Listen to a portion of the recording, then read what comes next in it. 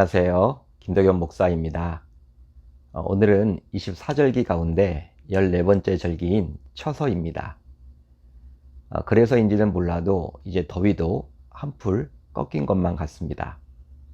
하나님께서 우리에게 주신 이번 한 주도 하늘 양식과 함께함으로 영육 모두 강건하셨으면 좋겠습니다.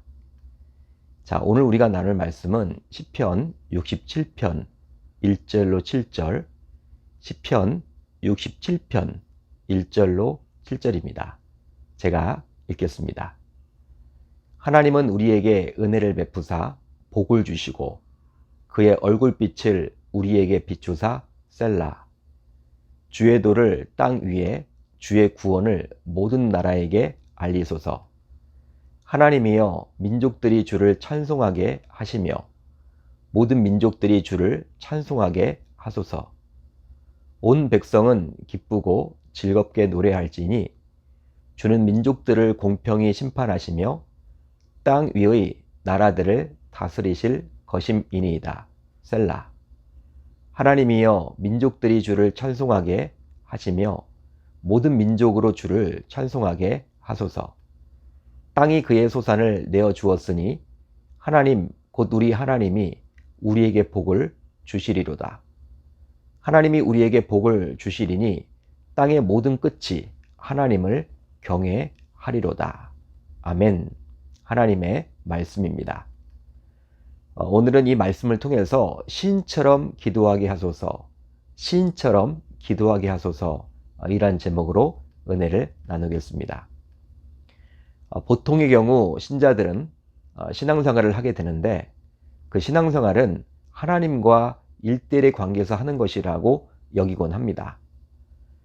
물론 성령을 받거나 구원을 받을 때에는 하나님과 1대1의 관계 속에서 받게 되어 있죠.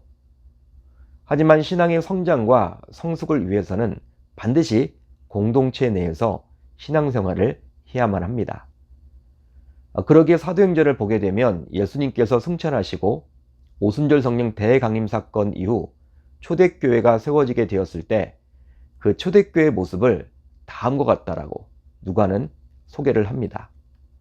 날마다 마음을 같이하여 성전에 모이기를 힘쓰고, 이처럼 함께 모여서 예배를 드릴 때 신앙의 성장과 성숙이 일어날 수 있기에 초대교회 때부터 교회는 함께 모이는 것을 그렇게 강조해 왔던 것입니다. 그런데요, 초대교회 때부터 일부 사람들은 교회에서 모이는 것을 부정적으로 보았던 것 같아요. 그런 사람들이 일부 있었던 것 같습니다.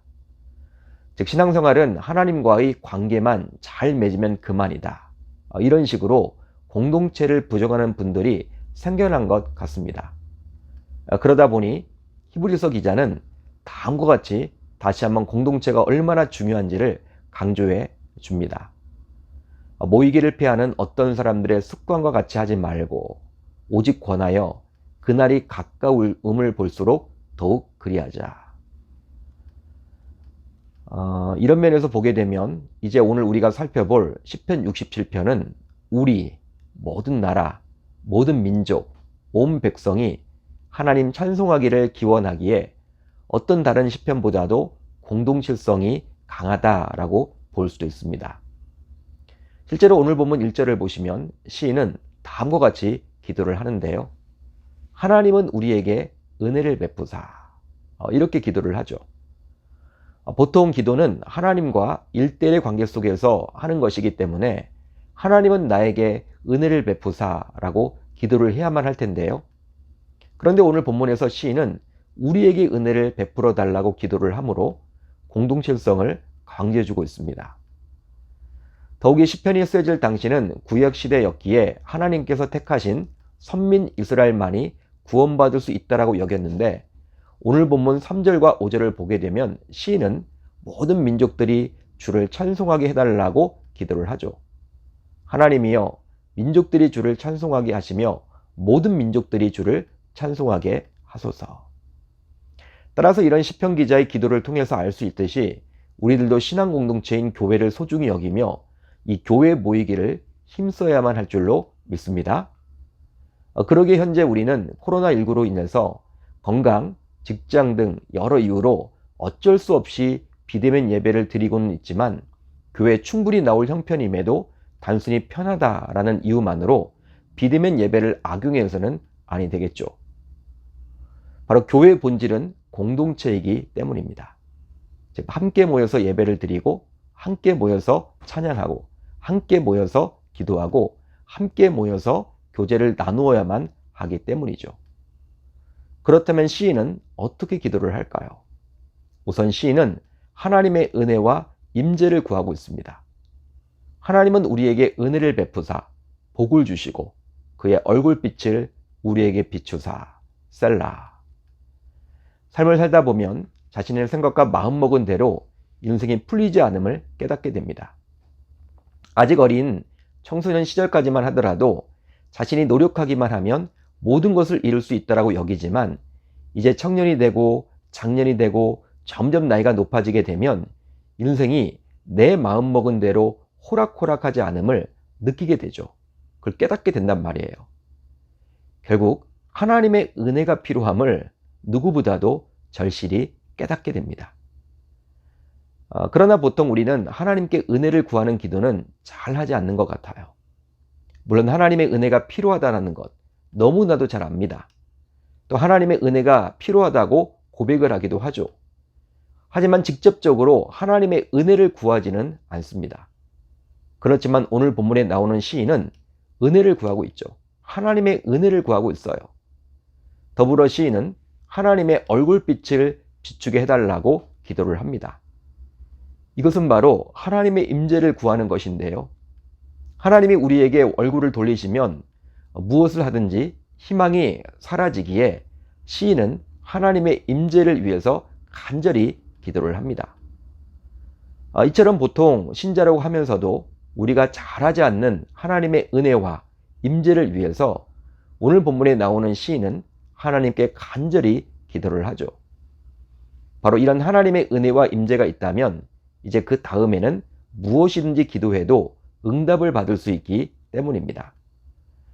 따라서 이제 우리 모두 시인처럼 하나님께 은혜와 임재를 달라고 기도할 수 있어야 할 줄로 믿습니다. 다음으로 시인은 하나님의 공평한 심판과 다스림을 구하고 있습니다. 주는 민족들을 공평히 심판하시며 땅 위의 나라들을 다스리실 것임이니이다. 셀라. 아멘. 인생을 살다 보면 억울한 일을 당하거나 오해를 받아서 마음이 무너질 때가 있곤 하는데요. 아마 여러분들도 그런 경험이 있으실 것입니다. 그럴 때면 대부분의 사람들은 자신이 그 문제를 친히 해결하거나 원수를 갚으려 하기도 하죠. 하지만 신자는 달라야 함을 오늘 말씀에 나오는 시인의 고백을 통해서 알 수 있습니다. 바로 시인은 하나님의 공평한 심판을 구하고 있기 때문인데요. 이것은 바로 하나님께 자신의 원수를 맡기는 것이라 할 수 있습니다. 보통 우리가 원수를 갚는다라고 할 때 원수 갚는 것에 우리의 감정이 실리다 보니 좀 과하게 갚을 수도 있습니다. 사람인지라 그럴 수밖에 없겠죠. 그렇게 되면 또 상대 입장에서는 자신이 이번에는 더 억울하다고 여길 수도 있습니다. 그것이 계속 반복되는 거예요. 그러게 우리 인간이 원수를 갚는다라는 것은 분명한 한계가 있겠죠. 하지만 하나님은 완전하신 분이시기에 우리 인간과는 분명히 다른 존재입니다. 그러기에 그 하나님께 전적으로 맡기기만 한다면 그분께서는 공평한 심판을 해 주시리라 믿습니다. 따라서 저와 여러분들도 억울한 상황 속에서 직접 원수를 갚기보다는 오늘 본문에 나오는 시인처럼 우리 삶에서 하나님의 공평한 심판과 다스림이 일어나도록 간절히 기도해야 할 줄로 믿습니다. 마지막으로 시인은 이 세상 모든 백성들이 하나님을 경외하기를 구하고 있습니다. 하나님이 우리에게 복을 주시리니 땅의 모든 끝이 하나님을 경외하리로다. 아멘. 우리 신자들의 사명이 있다면 바로 복음 전파 사명이라 할 수 있는데요. 하나님께서 우리들로 하여금, 저와 여러분들로 하여금 먼저 믿음을 갖도록 해주신 이유가 있습니다. 바로 우리로 하여금 아직도 하나님을 모르는 사람들에게 복음을 제대로 전해서 그들로 하여금 하나님을 믿도록 하기 위함이죠. 따라서 하나님을 믿는 신자라면 누구나 이 복음 전파 사명은 감당해야만 합니다. 즉 복음 전파 사명은 일부 전도에 달란트가 있다고 여겨지는 성도, 또 목회자, 혹은 시간이 남는 성도들만의 전유물이 결코 아니라는 거예요. 바로 저와 여러분들 모두에게 주어진 사명입니다. 여러분, 결과적으로 하나님을 제대로 믿게 되어 그분을 섬기게 되면 이제 하나님을 경외하게 될 텐데요. 즉 하나님을 두려워하게 되어서 코람데오의 마음으로 삶을 살아가게 될 것입니다. 바로 창세기 39장에 나오는 요셉처럼 말이죠. 보디발 아내의 강교한 유혹에도 요셉은 가장 먼저 하나님을 두려워할 줄 알았기 때문에 그 유혹을 넉넉히 이겨냈습니다. 따라서 하나님을 경외하는 신앙은 너무나도 중요하다고 볼 수 있겠죠.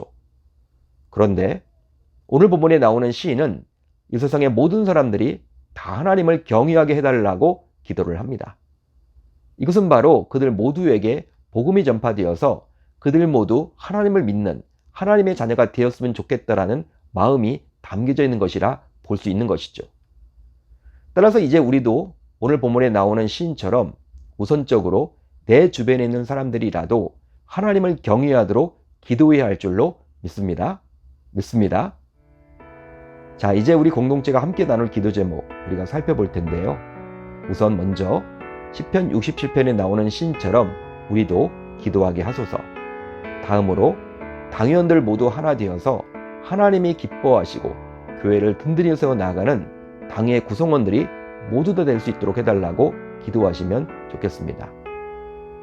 자, 오늘 하루도 이제 말씀을 붙잡고 기도하는 가운데 주님의 세밀한 음성을 듣는 저와 여러분들이 모두 다 되셨으면 좋겠습니다.